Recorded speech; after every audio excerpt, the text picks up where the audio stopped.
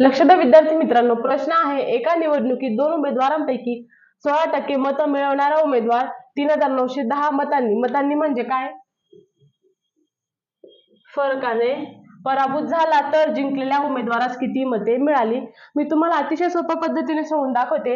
ए म्हणजे काय, एकूण किती 100 वजा हा म्हणजे हारलेल्या उमेदवाराची मतं किती 16, याच्यातील फरक येतो 84 जे आहे जिंकलेल्या उमेदवाराचे मतं। मग याच्यातून 16 जर आपण वजा केले हारलेल्या उमेदवारांची मतं तर याच्यातील येतो फरक 68। मग 68 बरोबर 3910 फरकाने पराभूत झाला। मग 68 बरोबर 3910 तर 84 बरोबर किती, तर 84 गुणिले 3910 छेदिले 68 यांचा गुणाकार येतो 4830। तर जिंकलेल्या उमेदवाराचे मत 4830। धन्यवाद।